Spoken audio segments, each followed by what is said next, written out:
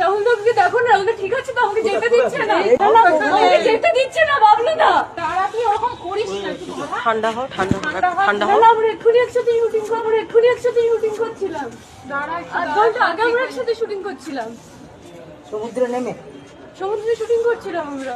পড়ে গেল নাকি ও একা হঠাৎ করে? আমিও পড়েছি, দুজনেই পড়ে গেছে। আমি ঠিক আছি। রাহুল দাকে দেখো না, রাহুল ঠিক আছে তো, আমাকে যেতে দিচ্ছে না, আমাকে যেতে দিচ্ছে না বাবলু দা।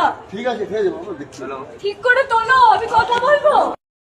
একটু আগেই শ্বেতাকে নিয়ে স্ক্রিপ্ট পড়ছিলেন রাহুল, কিন্তু এর কয়েক মিনিট পরই ঘটে গেল নির্মম এক ঘটনা।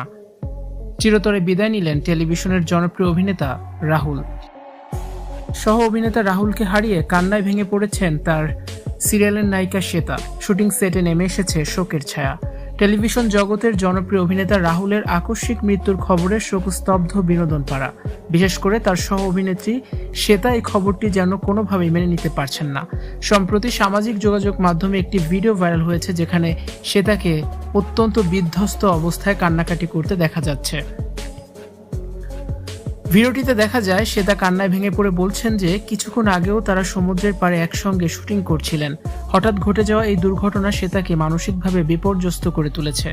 তাকে বারবার চিৎকার করে বলতে শোনা যায়, রাহুলকে বাঁচান, রাহুলকে একবার দেখুন। আশেপাশের মানুষজন তাকে শান্ত করার চেষ্টা করলেও শ্বেতার হাজারি কোনোভাবেই থামছে না। শুটিং চলাকালীন এই মর্মান্তিক ঘটনা ঘটে। শুটিং করার সময় পানিতে নামেন অভিনেতা রাহুল। এরপরই তিনি স্ট্রোক করেন। হাসপাতালে নেওয়ার আগেই তিনি পরপারে পাড়ি জমান। শ্বেতা এবং রাহুলের পর্দার রসায়ন দর্শকদের কাছে অত্যন্ত জনপ্রিয় ছিল। বাস্তব জীবনে তাদের মধ্যে চমৎকার বন্ধুত্ব ছিল, যা শ্বেতার এই বিলাপ থেকে স্পষ্ট বোঝা যাচ্ছে। রাহুলের এমন অকাল প্রয়াণে টেলিভিশন ইন্ডাস্ট্রিতে শোকের ছায়া নেমে এসেছে। তার ভক্ত ও সহকর্মীরা সামাজিক যোগাযোগ মাধ্যমে গভীর শোক প্রকাশ করছেন। এই ঘটনার কিছুক্ষণ আগেও রাহুল ও শ্বেতা হাসি খুশি মনে স্ক্রিপ্ট নিয়ে আলোচনা করছিলেন। সমুদ্রের পাড়ে একটি রোমান্টিক দৃশ্যের শুটিং চলার সময় হঠাৎ করে এই বিপর্যয় নেমে আসে।